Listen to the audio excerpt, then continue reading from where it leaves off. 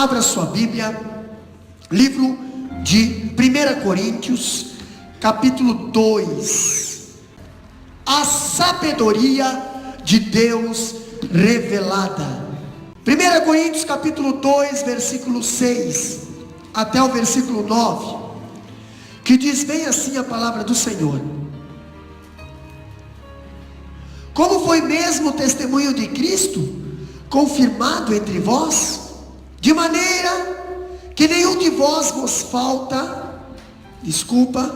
É capítulo 2, estou no capítulo 1. 1 Coríntios capítulo 2, versículo 6 a seguir.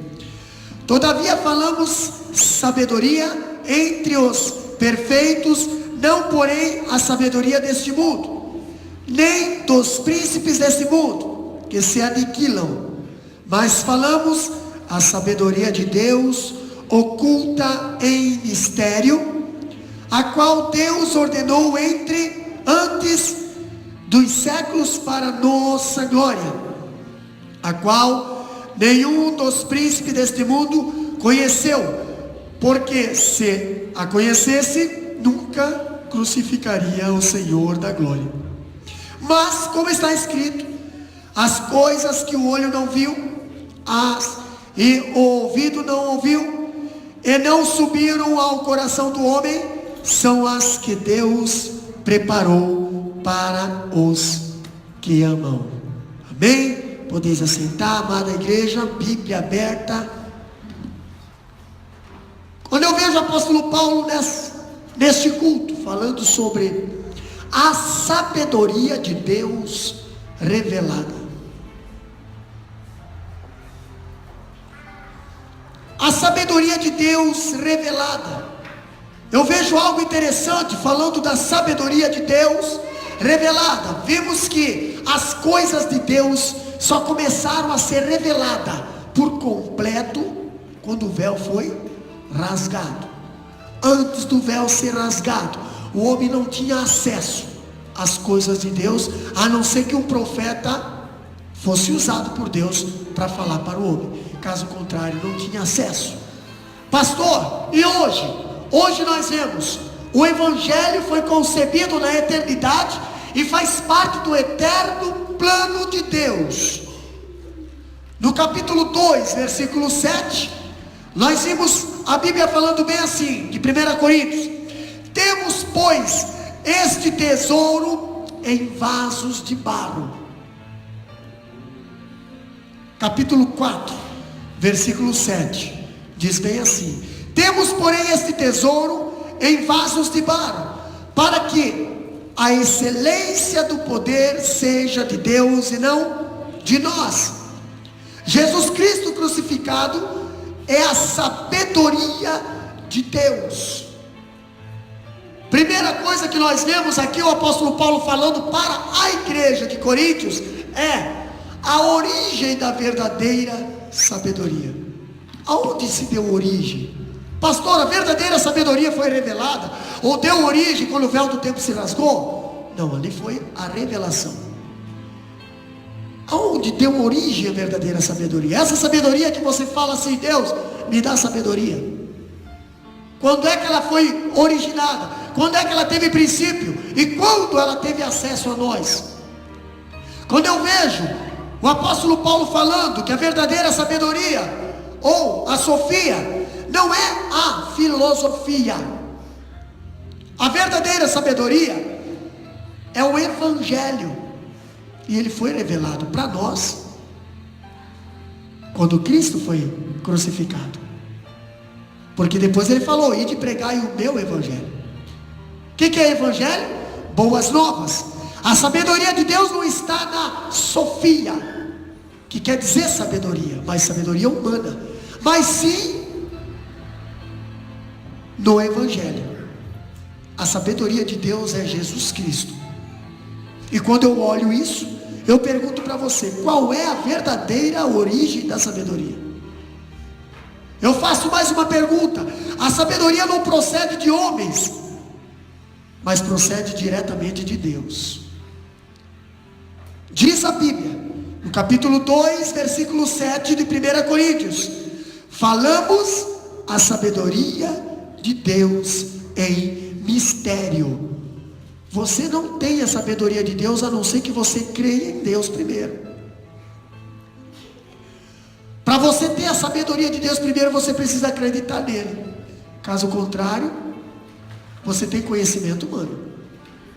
A Bíblia diz: sem fé é impossível agradar a Deus. Se você não agrada a Deus, tu acha que Ele vai ceder a sabedoria dele para você? Tu acha que Ele vai dar sabedoria para você? Falamos ainda sobre a sabedoria. Essa sabedoria não é produto de elucubração humana, nem de pensamento refinado dos grandes filósofos da filosofia.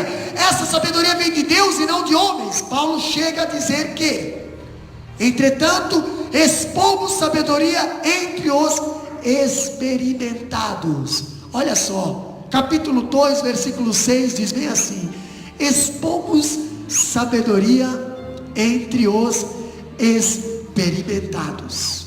Tem muita gente experimentada aqui nessa terra, mas com pouca sabedoria. Pouca sabedoria.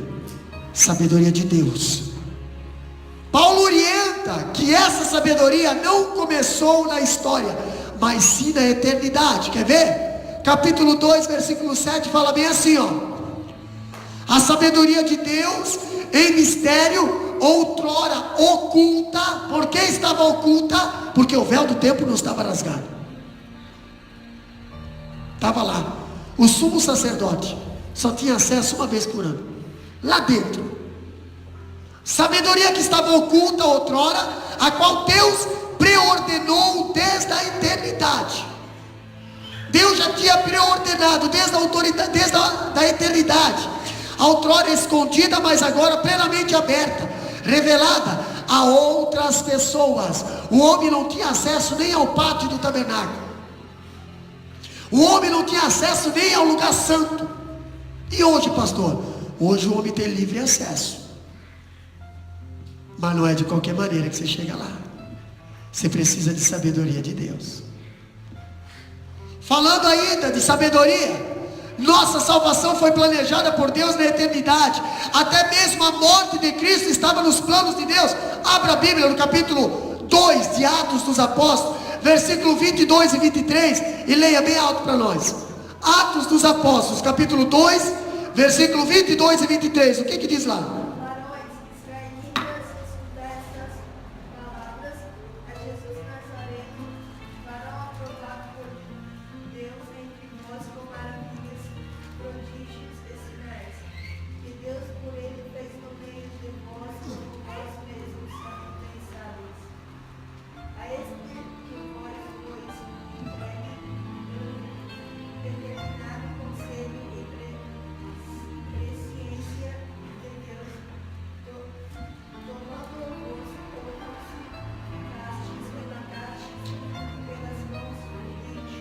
Olha só o que diz ali: varões israelitas, escutai essas palavras.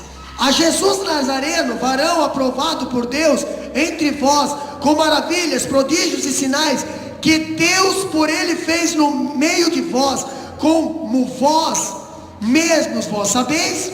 A este que vos foi entregue pelo determinado conselho e presciência de Deus, tomando vós e crucificasse e matasse pelos maus e de injustos, pelas mãos dos injustos. Pela presciência de Deus, Deus já sabia lá na eternidade que o filho dele ia ser morto no ano 0. Falando ainda, o evangelho não é uma ideia tardia, um plano de última hora, mas algo planejado na mente de Deus desde a eternidade.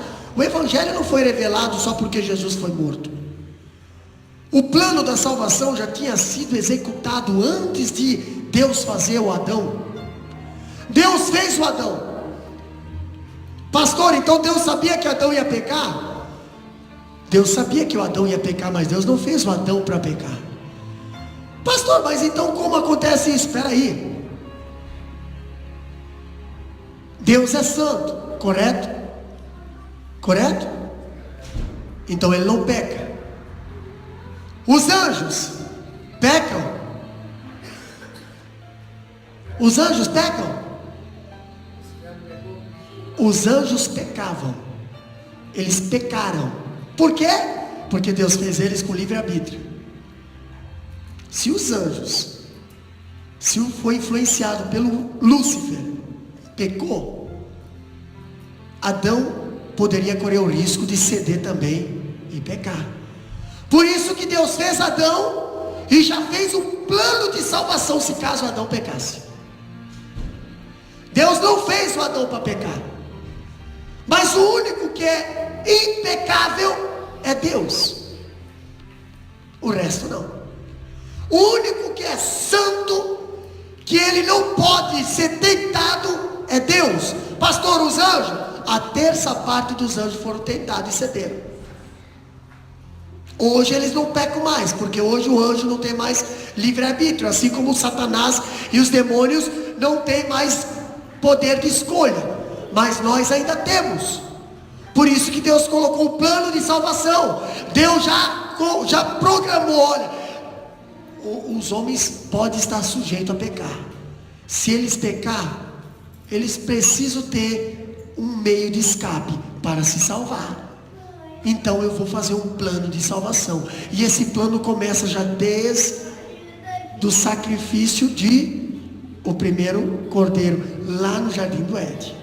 Vai fazendo isso para cobrir o teu pecado, vai cobrindo, até que venha o cordeiro perfeito, até na plenitude dos tempos, aonde o meu filho vai vir e vai morrer por todos, de uma vez só. E aí, todos vão ter que aceitar a ele, senão não entra no reino de Deus. Plano de salvação já feito na eternidade. Qual foi o propósito de Deus em abrir as cortinas e nos mostrar a verdadeira sabedoria, que é Jesus? Deus preordenou essas coisas para a nossa glória, tá? Para a nossa glória, no capítulo 2, versículo 7. O que é que Paulo está querendo dizer com isso? Que a sabedoria de Deus objetiva não apenas a sua própria glória, mas também a glória da igreja. Hoje, a igreja somos nós, e nós carregamos a glória do Senhor conosco. Nós não teríamos acesso à glória se a cortina tivesse fechada. Nós não teríamos acesso ao poder de Deus se a cortina tivesse fechada ainda. Precisou ser rasgada a cortina para que nós tivéssemos acesso à glória do Senhor. Falando ainda, a sabedoria de Deus, o propósito dessa sabedoria não é apenas a glória de Deus, mas também a glória dos remidos. O plano de Deus sempre objetiva e plena glória de Deus. Efésios 1:6 diz bem assim, para louvor e glória da sua graça, pela qual nos fez agradável a si no amado. Versículo 12 diz bem assim: com o fim de sermos para louvor da sua glória, nós os que primeiro esperamos em Cristo. Versículo 14: o qual é o penhor da nossa herança, para a redenção da possessão de Deus, para louvor da sua glória. Deus nos usa para louvor da sua glória. Efésios capítulo 1, versículo 6, 12 e 14, tá? Aí nós vemos o apóstolo Paulo falar outra coisa aqui: o conhecimento da verdadeira sabedoria. Qual é a verdadeira sabedoria? Como é que podemos conhecer essa sabedoria que nasceu na eternidade, que nasceu em Deus? O apóstolo Paulo diz, capítulo 2 de 1 Coríntios, versículo 8: sabedoria essa que nenhum dos poderosos desse século conheceu, tá? Paulo estava onde? Estava escrevendo essa carta para onde? Para a igreja de Coríntios, terra dos poderosos em conhecimento, terra dos filósofos. E agora chega o apóstolo Paulo falando lá em Coríntios, dizendo assim, sabedoria essa que nenhum poderoso aqui conheceu. Será que despertou curiosidade na turma? Será que despertou interesse em querer saber que tipo de sabedoria o apóstolo Paulo estava apresentando ali? O homem não regenerado não conhece a sabedoria de Deus. Uma pessoa que não é convertida, ela não conhece a sabedoria de Deus. O que o apóstolo Paulo diz? Mas pela sabedoria de Deus, o homem foi salvo pela cruz. E outra, Paulo está dizendo que essa sabedoria, nenhum dos poderosos desse século conheceu. Agora, quem são esses poderosos desse século? Que o apóstolo Paulo está dizendo no versículo 8. A palavra grega que aparece aqui descreve as autoridades romanas, judias, que crucificaram o Senhor da glória. E ele diz que eles não a conheceram. Capítulo 2, versículo 8 diz bem assim, os poderosos não conheceram, porque se tivesse conhecido, jamais teria crucificado o Senhor da glória, né? Tem coisas que você fala assim: pastor, fiz tanta coisa errada na vida, fiz tanta coisa errada na vida, pastor, eu não sabia que isso aqui era assim, eu não sabia que isso aqui era errado. Tem pessoas que hoje carregam marcas, por quê? Do passado, mas hoje conhecem a verdade, e pensam assim: meu Deus, se eu tivesse sabedoria no passado, eu não teria cometido erros, eu não estaria sofrendo hoje. Entendeu? Conhecimento, sabedoria que os poderosos não tinham, porque se eles tivessem, eles não teriam matado o Senhor da glória, eles teriam reconhecido que aquele lá era o rei de Deus. O apóstolo Paulo está dizendo: por que as autoridades judias pediram a crucificação de Jesus? Por que as autoridades romanas o crucificaram?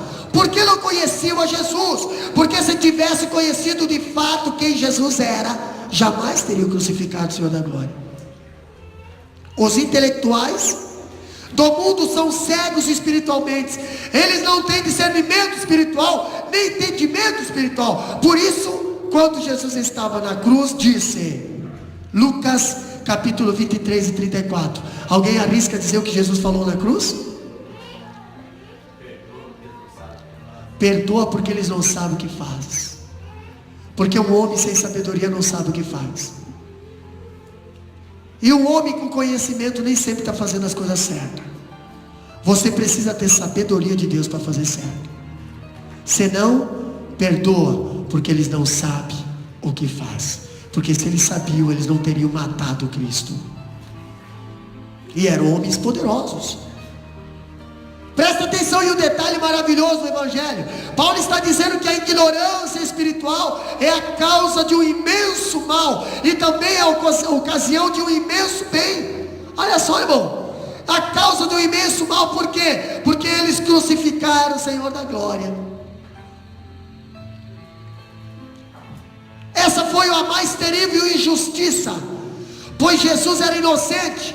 Foi a mais profunda ingratidão, porque Jesus andou fazendo bem. Foi a mais terrível crueldade, porque crucificaram o Senhor da glória. E ainda foi a mais perversa impiedade, pois crucificaram o Filho de Deus, o Salvador do mundo. Agora tem algo interessante. Veja que o ato que causa mal, o imenso mal, pode desaguar em uma ocasião para o imenso bem. Se eles não tivessem matado Jesus, onde é que nós estaríamos hoje, irmãozinho? Onde é que nós estaríamos hoje? Paulo liga o fato de crucificar o Senhor da glória no versículo 9. O que diz o versículo 9? Lê lá para nós. Mas como está escrito, as coisas que o olho não viu, e o ouvido não ouviu, e não subiram ao coração do homem, são as que Deus preparou para os que o amam. Está vendo? Até naquele determinado momento, irmã Clédice, que o véu estava fechado, o olho não tinha visto ainda, o ouvido não tinha ouvido ainda, não tinha subido ao coração do homem. Mas depois que o véu foi rasgado, você consegue ver Deus. Você consegue falar diretamente com Deus. Você consegue sentir a presença de Deus. Você consegue ver Ele trabalhando na tua vida, na tua família. Você tem o Espírito Santo direto no teu coração todos os dias, não é parcial. Precisou alguém morrer para que nós tivéssemos acesso à verdadeira sabedoria. Pastor, ainda falando, foi crucificado, olha só que fantástico, foi crucificado. A crucificação do Senhor da glória, que abriu as comportas da glória, foi a crucificação do Senhor da glória, que abriu o caminho para Deus, foi a crucificação do Senhor da glória, que abriu a porta de entrada para o paraíso, para a bem-aventurança eterna, porque Jesus foi crucificado em nosso lugar. Deus preparou para nós o céu e a bem-aventurança. Se Ele não tivesse morrido, não teria rasgado o véu, nós não teríamos acesso ao céu. Hoje ia ficar aqui na terra. Precisou, porque já estava prescrito já desde a fundação do mundo. Ninguém vai ao Pai senão por Cristo.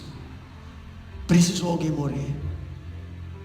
Precisou alguém passar pela morte. Algo de ruim que nos trouxe coisa boa.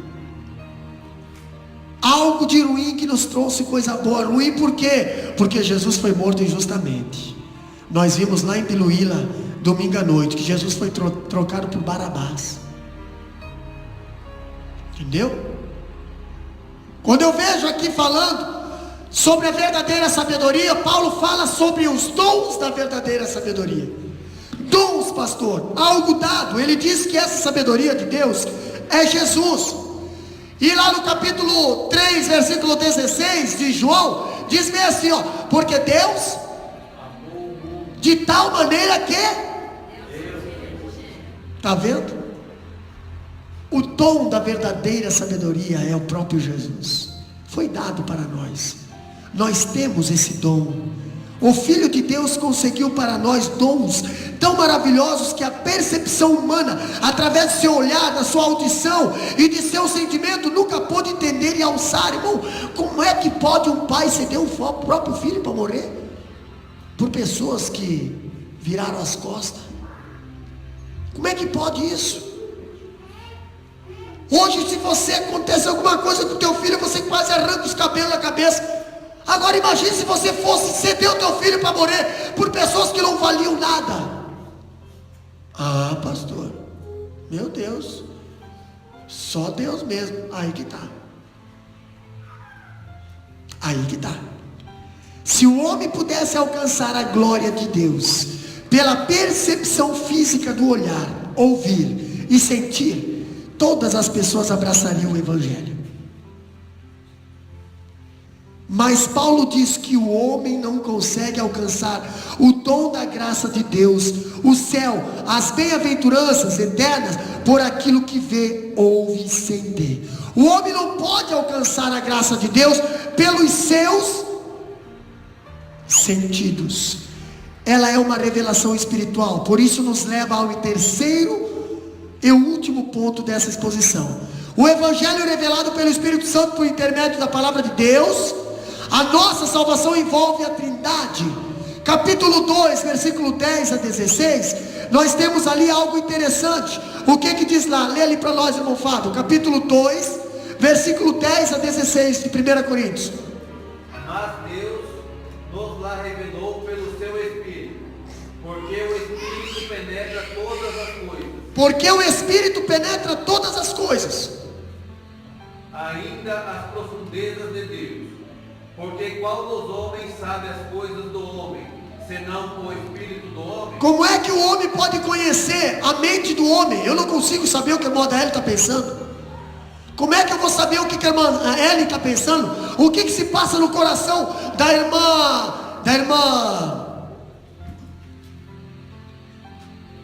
da esposa do irmão Edson, da irmã Silvana? O que se passa no coração dela? Como é que eu posso saber?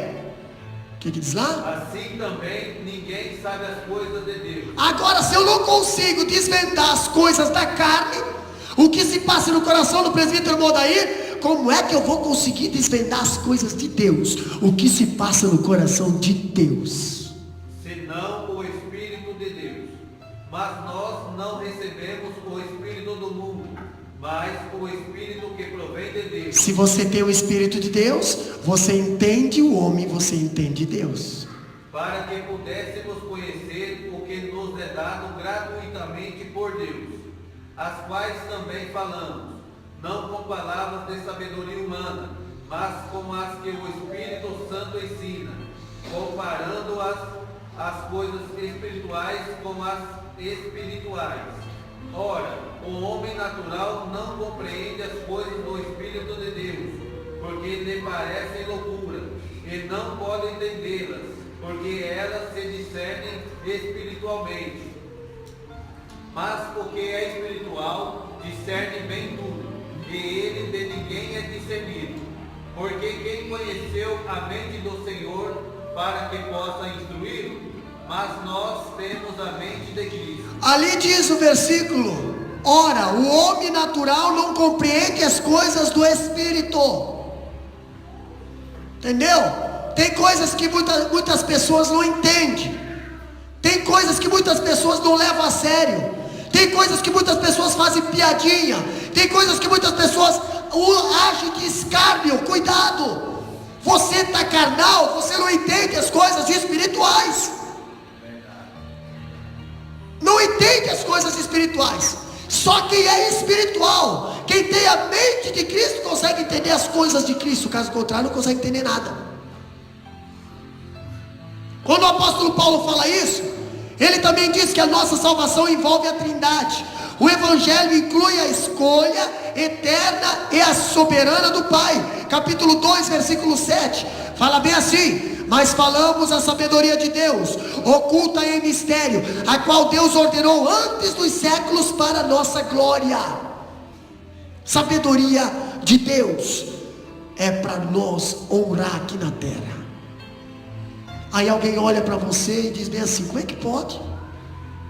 Eu estudei em melhores faculdades e eu não consigo fazer. A pessoa ali veio um Josézinho, escravo lá dos hebreus, vem amarrado, vendido de escravo, até trabalha no escravo, vai preso, e tudo que coloca na mão dele prospera. Tudo que põe na mão dele prospera. Quanto mais eu me levanto para prejudicar essa pessoa, mais a prospera, mais parece. O que está acontecendo? Sabedoria de Deus. Sabedoria de Deus. Quando a palavra de Deus fala ainda, a morte vicária de Cristo, o Filho, e a ação regeneradora do Espírito Santo. Essa sabedoria só foi descoberta através da revelação de Deus e não de investigação humana. Não adianta você investigar, você nunca vai alcançar a sabedoria de Deus, a não ser se você tiver o Espírito Santo trabalhando na tua vida. Quando o apóstolo Paulo fala, o Evangelho é revelado pelo Espírito Santo por intermédio da palavra de Deus. Aí eu destaco 4 preciosidades aqui. Primeira preciosidade é que o Espírito Santo, ele habita nos salvos. Nos salvos. Quem são os salvos? Primeiro, são aqueles que acreditam em Deus. Capítulo 2, versículo 12, diz bem assim, Paulo dizendo bem assim: ora, nós não temos recebido o Espírito do mundo, e sim o Espírito que vem de Deus, para que conheçamos e que por Deus nos foi dado gratuitamente. Aí chega um camarada lá para Jesus e diz bem assim, né? Mestre, o que eu posso fazer para herdar a vida eterna? Fala aí. Está vendo aí a minha garagem? Está vendo aí o meu patrimônio? Está vendo aí? Está vendo quem eu sou? Está vendo o botezinho aqui? Botezinho, né? Está vendo o brochezinho? Está vendo a marca do meu terno? Está vendo? É bom esse aqui. Só falar o que eu devo fazer aí. O que eu devo fazer? Jesus fala bem assim: vai e vende tudo que tu tens, reparte com os pobres. Não, oxe, não. A sabedoria, o Espírito Santo habita nos salvos. Que coisa maravilhosa! Paulo está dizendo que nós não nos tornamos sábios na medida em que recebemos uma informação de fora para dentro. Nós nos tornamos sábios quando o Espírito Santo, o agente da verdadeira sabedoria, vem habitar em nós. Aí nós nos tornamos sábios. Senão nós somos o quê? Nós somos inteligentes, não sábios. O que adianta você ser inteligente e não saber usar a inteligência?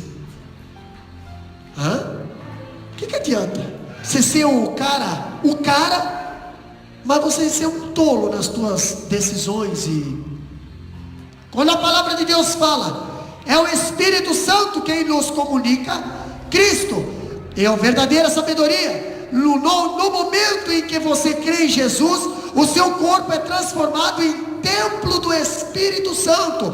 Antes era o que, pastor? Pastor, antes era barril de pinga, entendeu? Antes era, como é que era estufa de fumo.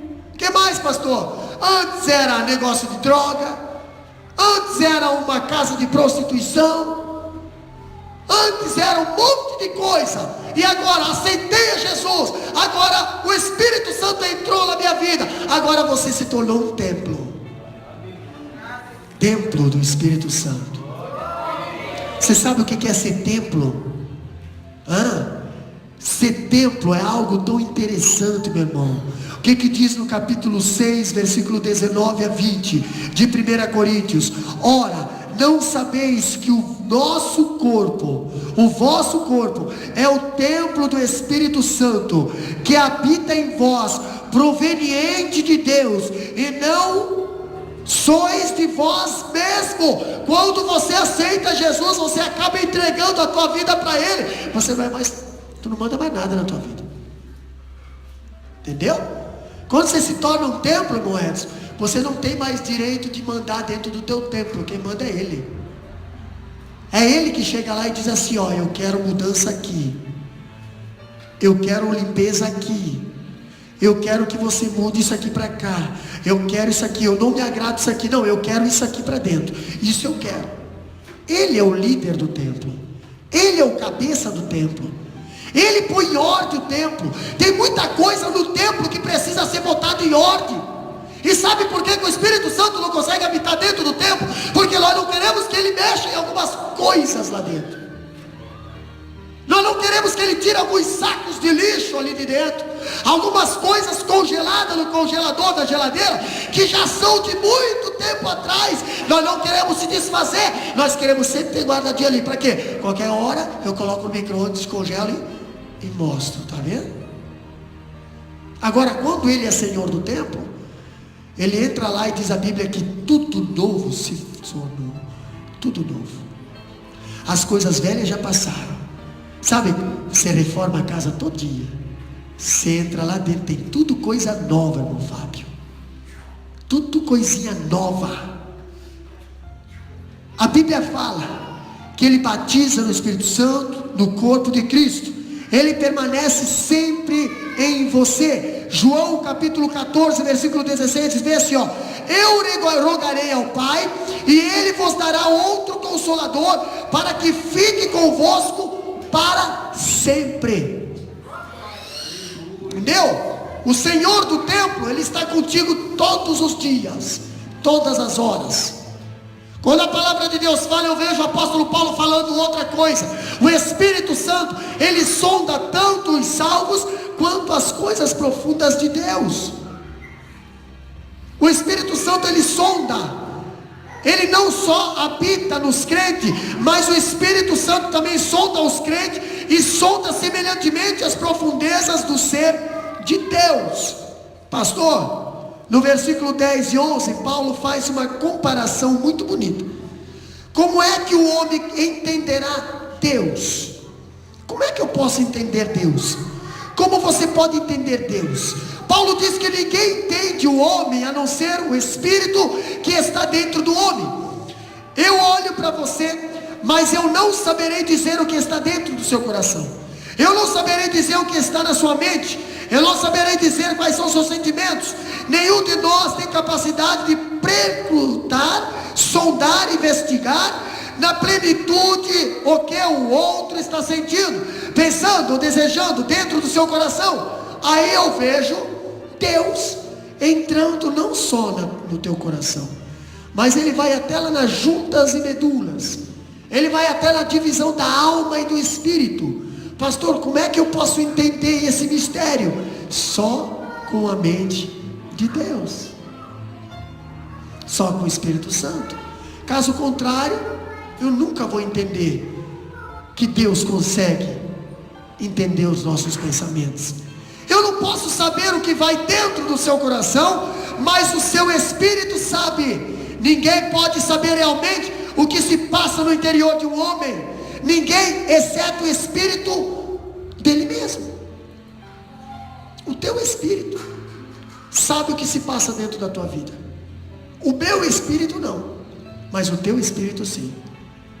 Aí eu olho, eu vejo de fora, os outros homens podem apenas conjecturar. Peraí, Mandiva está com cara de feliz. Está feliz.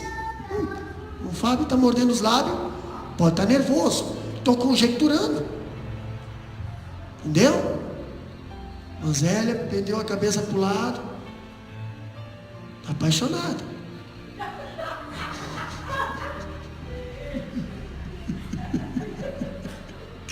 Entendeu a brincadeira?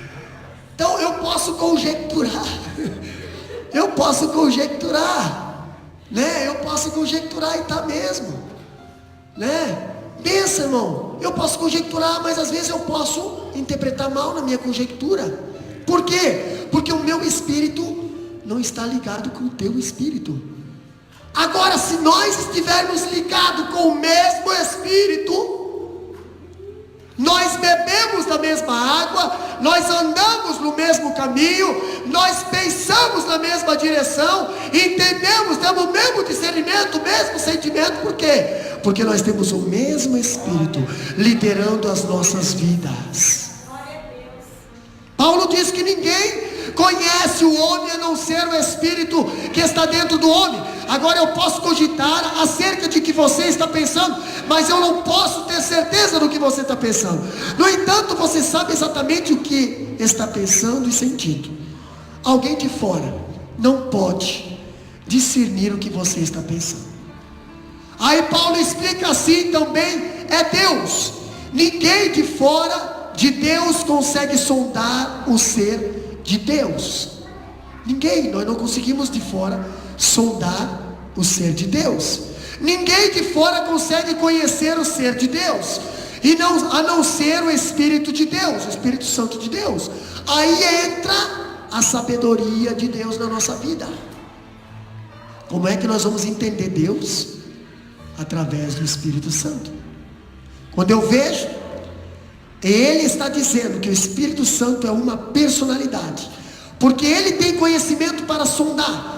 Paulo está dizendo que o Espírito Santo é onisciente, porque ele é capaz de sondar as profundezas de Deus. Ele está dizendo que o Espírito Santo, quem habita em nós, é quem conhece as profundezas de Deus, a pessoa de Deus, os atributos de Deus, a glória de Deus e o projeto de Deus. E é esse o Espírito Santo que nos revela a pessoa de Deus. Por quê? Porque o Espírito Santo habita dentro do nosso templo. Aí nós entendemos quem é Deus. Aí nós entendemos o sentimento de Deus. Aí nós entendemos como Deus age, o poder de Deus. Por quê? Porque o Espírito Santo de Deus, ele é Deus, habita dentro de nós e faz nós viver uma vida diante de Deus. Pode deixar aqui, pode deixar. Olha só, meus amados, é por isso que precisamos depender do Espírito Santo para conhecermos a Bíblia, o Evangelho. Eu não posso pregar o Evangelho fiado. Sabe o que é uma coisa fiada? Eu vou pregar, mas depois eu venho aqui pegar o Espírito para botar no meu Evangelho. Tipo, eu vou comprar e eu pago depois. Isso é o Evangelho fiado. Eu vou lá e prego o meu sermão, e depois eu vou tentar buscar a unção para vir aqui e injetar no sermão. Não, irmão, nós não podemos pregar o Evangelho fiado em conhecimento humano. Nós estamos aprendendo na aula do médium sobre o conhecimento humano. Nós precisamos de oração, porque senão é um Evangelho fiado. É um Evangelho sem unção, é uma pregação sem unção, é uma pregação sem poder, é uma pregação que não tem autoridade. Tem conteúdo, mas não tem autoridade. Falando ainda, o Espírito Santo, quem nos revela essas verdades. Lá vai o apóstolo Paulo dizendo algo interessante, que o Espírito Santo é quem ensina os salvos. É o Espírito Santo quem ensina. Capítulo 2, versículo 12 a 13. Lê lá para nós bem alto.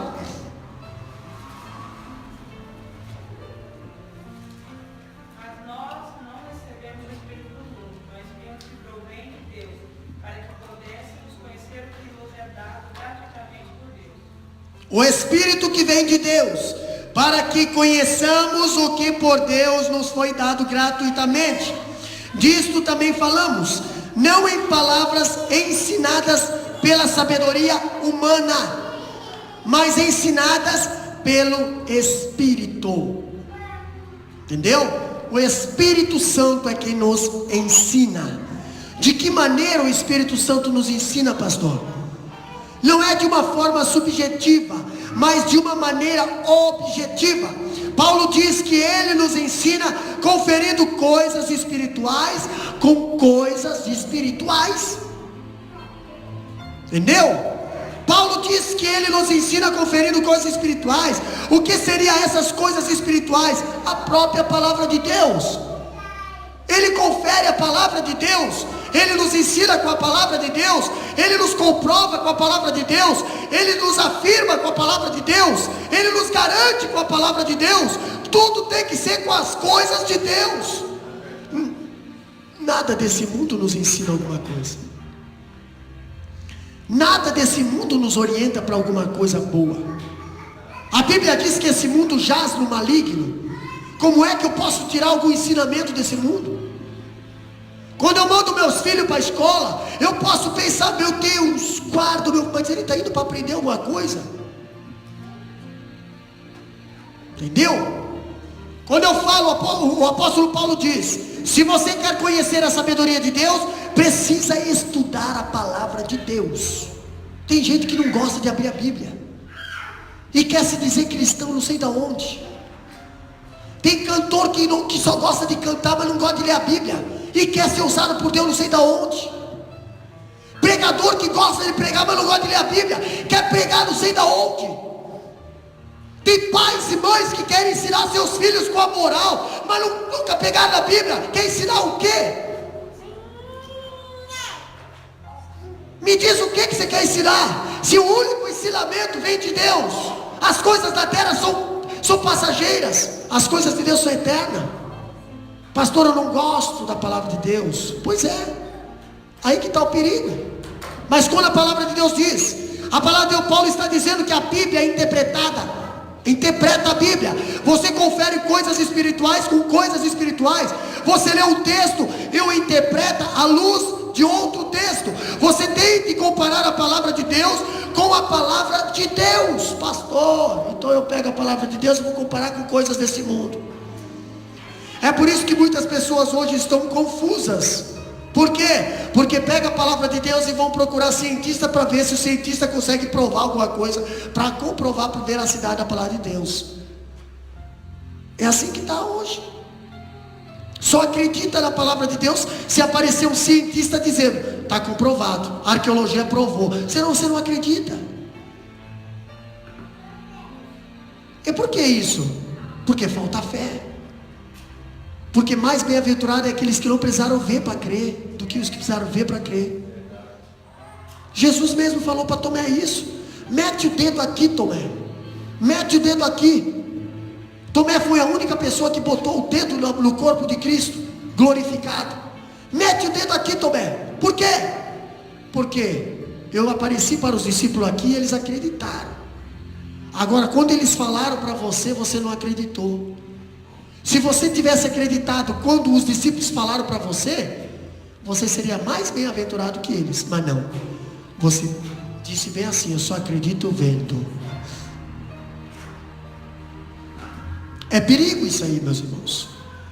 É muito perigoso. Falando ainda, João 14, 26 diz bem assim, ó, mas aquele Consolador, o Espírito Santo, o que o Pai enviará em meu nome, vos ensinará todas as coisas e vos fará lembrar de tudo quanto vos tenho dito. Ele vos ensinará e ele vos fará lembrar. Só se faz lembrar algo que você estudou. Caso contrário, se você não estudou, não vai conseguir se lembrar de nada. Entendeu? Ele vos ensinará. João 16:13 diz: mas quando vier aquele Espírito da verdade, porque tem muitos espíritos por aí, mas aqui Jesus está falando do Espírito da verdade, o Espírito Santo, tá? Ele vos guiará em toda a verdade, porque não falará de si mesmo, mas dirá tudo o que tiver ouvido, e vos anunciará o que há de vir. O Espírito da verdade anunciará só a verdade. Pastor, eu sou usado por Deus, eu tenho o Espírito Santo na minha vida, mas a minha boca só sai mentira. A mentira tem perna curta. E é tão lindo como uma pessoa, ela mente e depois é desmascarada por ela mesma. Entendeu? Porque Deus não deixa os seus filhos envergonhados. Muitas das vezes alguém sofre por causa de uma mentira de alguém. Você faz alguém sofrer por causa de uma mentira. Mas não se esqueça que o que você planta, você vai colher lá na frente. A mentira tem perna curta. Você mente hoje, amanhã você vai ter que levantar mais uma mentira para desfazer aquela. E se você não cuidar, você acaba sendo um escravo da mentira. Mas Jesus falou: eu vou mandar o Espírito da verdade para vos ensinar e vos guiar. Se você tem o Espírito Santo na tua vida, meu irmão, tu pode, nem que te force a pregar mentira, você não mente. Você tem o Espírito Santo. Você vai querer abrir a boca para mentir, mas o Espírito Santo vai dizer assim: não, a tua boca quem usa sou eu. Entendeu? Você vai fazer que nem o Balaão. O Balaão vai até ser pago por alguém, porque vai ter gente que tem dinheiro para fazer coisa contra a palavra de Deus, as coisas contra a igreja, as contra a tua vida. Eles têm dinheiro para bancar e para investir. Agora quando quer para fazer as coisas para Deus, não quer. Agora Balaão é pago para ir lá amaldiçoar o povo de Deus. E o Balaão, quando vai abrir a boca, dá-lhe bênção para o povo de Deus, dá-lhe fortalecer o povo de Deus. É assim, irmão. É assim, quanto mais você investir para prejudicar o teu irmão, mais o teu irmão vai se fortalecer. Balaão, a ponto do Balaque chegar assim: rapaz, eu já investi um monte na tua vida, moço. Você só está fazendo as coisas contra mim. Não adianta. Não tem como se levantar contra uma pessoa que tem o Espírito Santo na vida. Não existe. Quando eu vejo algo interessante, olha só, ele nos ensina por intermédio da palavra. João 17:8 diz: porque lhes dei as palavras que me deste, e eles a receberam, e tenha verdadeiramente conhecido que saí de ti, e creram que me enviaste. Aí eu vejo o apóstolo Paulo dizendo algo interessante aqui, ó. O Espírito Santo leva o salvo à maturidade espiritual. O que é maturidade, pastor? O que é maturidade? Tem muitas pessoas hoje que não são maturos, não amadureceram, são crianças ainda, pastor. Meu Deus, o apóstolo Paulo, ele fala no versículo 14: ora, o homem natural, não regenerado, ou o homem sábio segundo esse mundo, não aceita as coisas do Espírito de Deus, porque eles são loucura, e não pode entendê-las, porque elas se discernem espiritualmente. Vai conversar algo de Deus com uma pessoa que não acredita em Deus. Não adianta, entra aqui e sai aqui. Você vira motivo de deboche porque a pessoa não acredita em Deus. A pessoa primeiro precisa se converter, para depois começar a conversar as coisas de Deus com ela. Senão você está perdendo tempo. Ela não acredita. Você vai falar de Deus para uma pessoa que não acredita em Deus? Tem pessoas que fazem questão de não acreditar em Deus para não ouvir as coisas de Deus. Mas tem coragem de chegar em alguém que serve a Deus e dizer bem assim: ai, isso aí não pode crente fazer. Para cutucar um cristão pode, mas para parar de fazer as coisas não é. Isso é a atitude de quem não tem o Espírito Santo na sua vida. Entendeu? A pessoa que não tem o Espírito Santo na sua vida só sabe acusar. Quem é que é o nosso acusador? Satanás. só sabe acusar, só sabe ver defeito, só sabe ver problema, só sabe ver o irmão com problema, só sabe fazer isso. Satanás tem esse costume. O cristão não.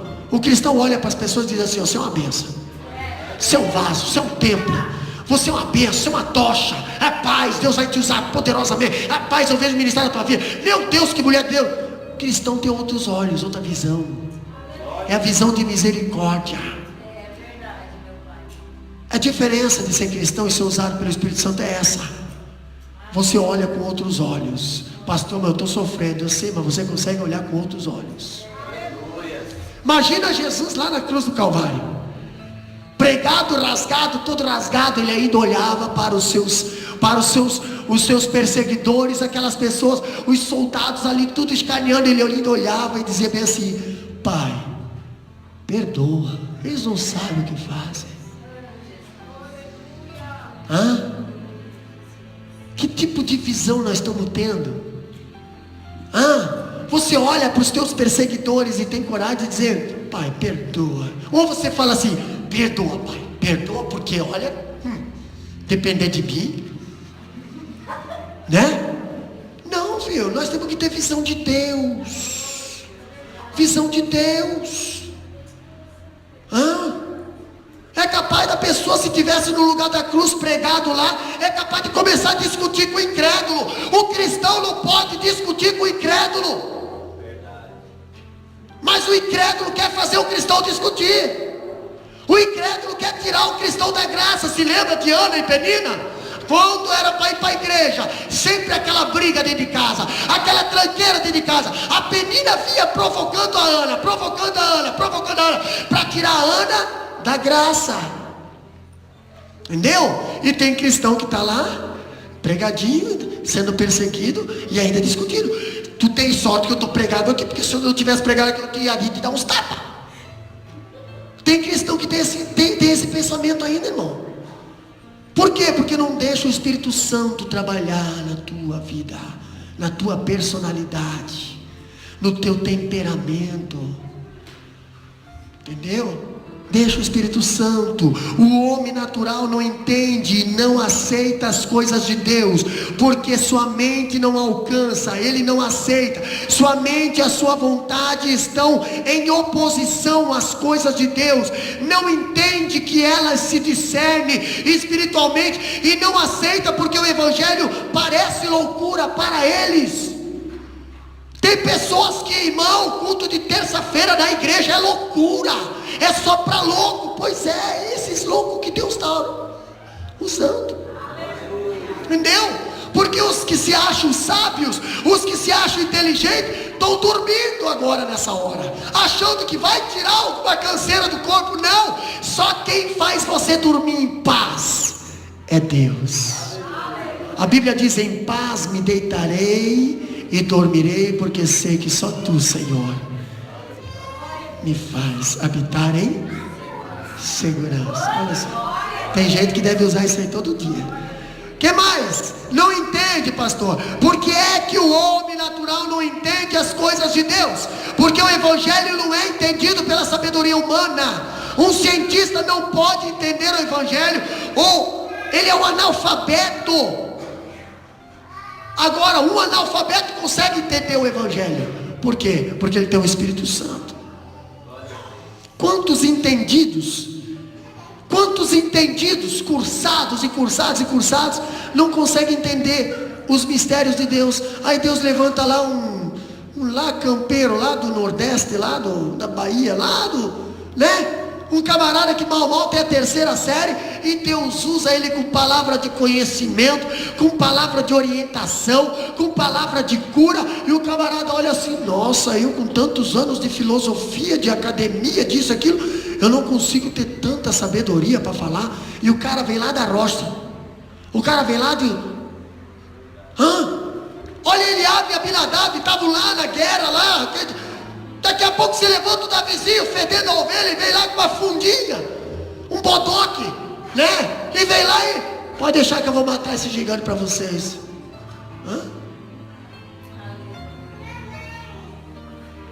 Sabedoria de Deus é loucura para os homens. E vai ter gente querendo fazer você parar. achando que você não tem sabedoria. Para, Davi, você está doido? Vem cá, moço, olha o tamanho do homem, vem cá, rapaz, você vai fazer nós passar vergonha. Aí a Bíblia diz bem assim: os meus não serão envergonhados.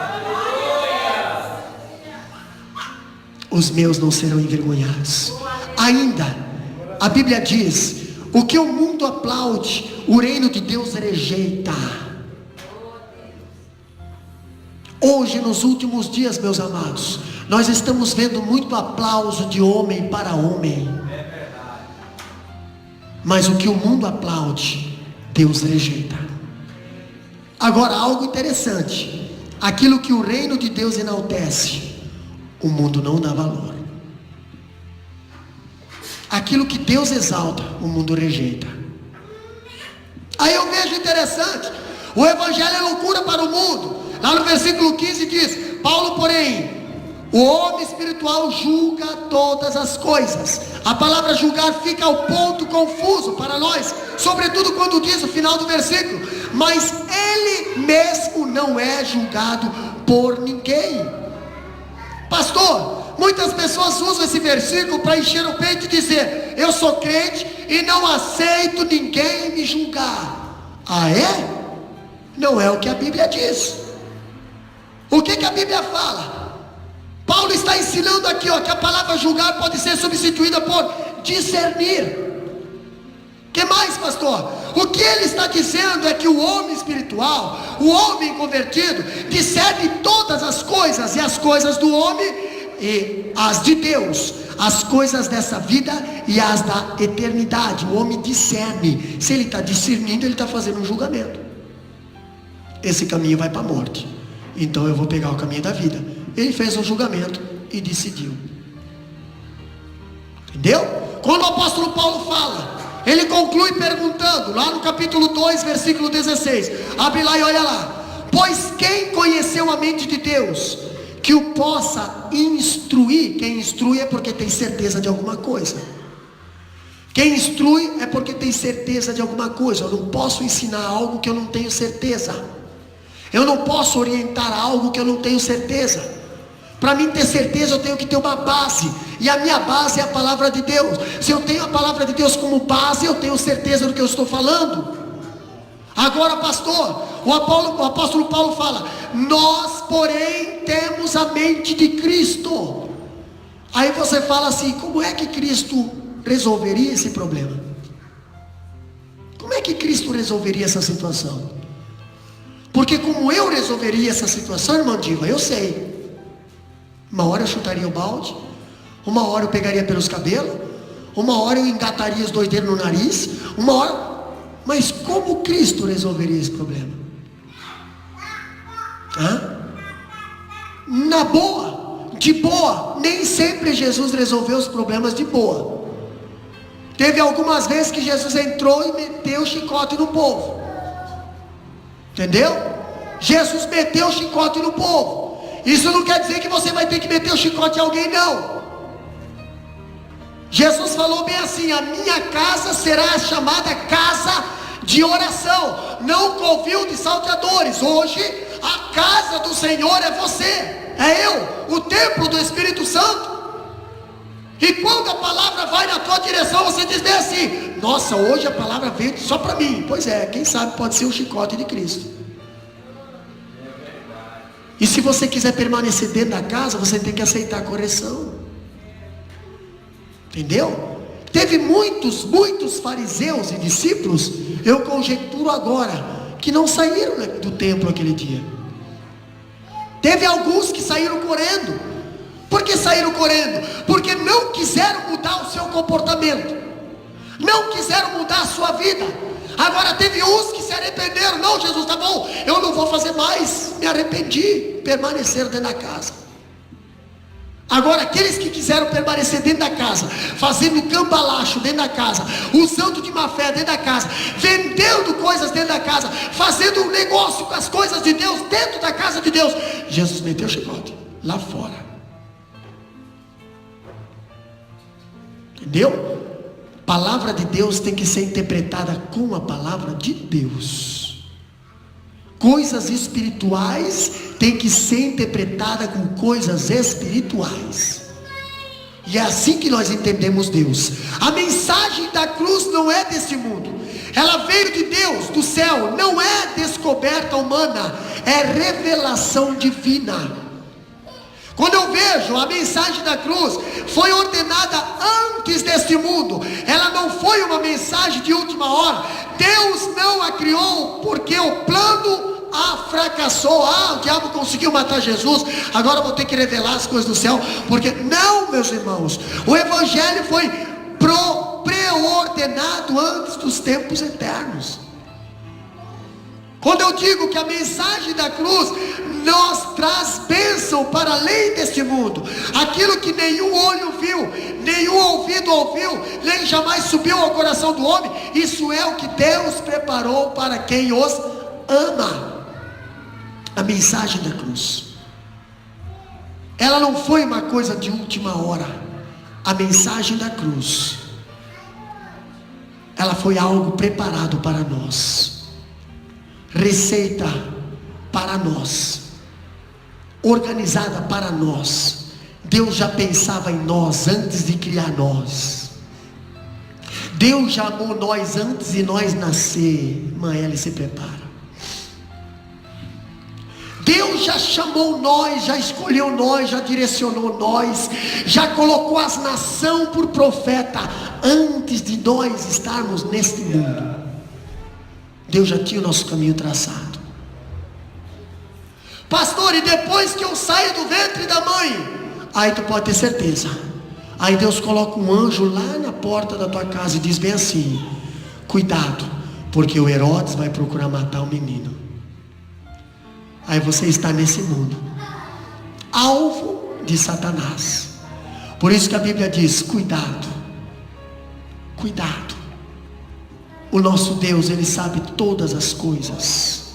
E Ele fala para você nessa noite: você não está tendo sabedoria? Peça.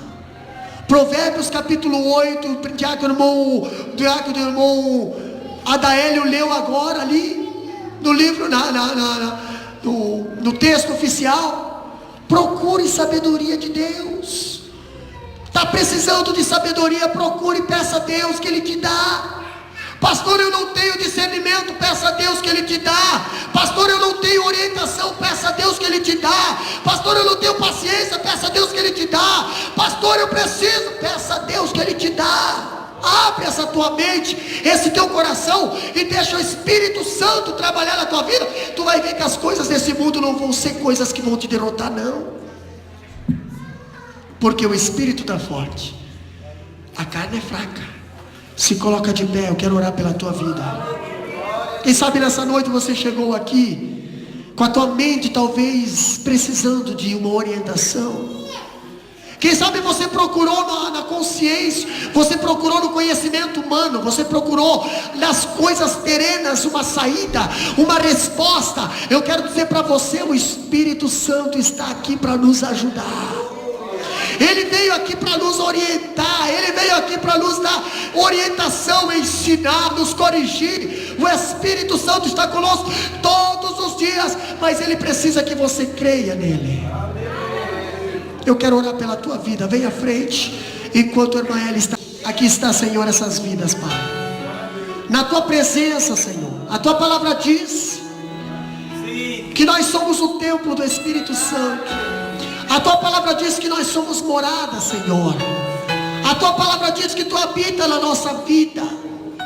Deus, se tu habita na nossa vida, se a tua palavra, Senhor, diz isso, por que que muitas das coisas que acontecem na minha vida acontecem de uma forma ao contrário? Deus, a tua palavra falou conosco nesta noite, e nesse momento eu vir à frente, Pai, é porque eu quero, Senhor, que tu faça algo diferente na minha vida. É porque eu quero, Senhor, que tu começa a mudar, a transformar, a ver qual é a área lá dentro do meu templo aonde tu não está tendo acesso, Senhor. Eu quero neste momento que o teu Espírito Santo arrompe algumas portas que tem dentro da minha casa, dentro da minha vida, e que tu entre e faça uma limpeza, Senhor. Pai maravilhoso, a tua palavra me dá garantia, a tua palavra me dá verdadeira. Pai maravilhoso, eu creio na tua palavra, porque eu vi à frente. Eu creio na tua palavra, porque a tua palavra é verdadeira, Deus. Então eu não quero mais, a partir de hoje, ser governado pela carne, pela razão e pelo conhecimento humano. Eu quero que tu, Senhor, Espírito Santo, esteja na direção dos meus atos, esteja na direção da minha vida, esteja na direção do meu comportamento, do meu louvor, da minha pregação, lá no meu lar, lá no trabalho. Eu quero que tu esteja, Senhor, porque eu creio na tua palavra, eu creio na tua palavra, Senhor. E neste momento eu quero decretar na tua vida todas as portas que estavam fechadas na tua vida sentimental, na tua vida emocional, na tua vida conjugal, na tua vida financeira, na tua vida familiar. Elas estão sendo abertas pelo poder do Espírito Santo, e o Espírito Santo está entrando lá naquela área aonde tu tinha medo de entrar, aonde tu tinha medo de acessar. O Espírito Santo, ele entra porque ele tem poder, ele limpa porque ele tem poder, ele transforma porque ele tem poder, ele levanta porque ele tem poder, porque ele é Deus. E eu creio, eu sirvo Ele, porque eu creio nele, porque a palavra dele é verdadeira. Ele fala e ela não volta vazia. E se ele falou nessa noite contigo, tu pode ter certeza que tu vai voltar para tua casa com portas abertas, e ele liderando lá dentro dessa área. Eu quero estar com Cristo, onde a luta se travar, no lance imprevisto, na frente me encontrar, até que eu possa ver a glória, se alegrando da vitória, onde Deus vai me coroar. Eu quero estar com Cristo, onde a luta se travar, no lance imprevisto.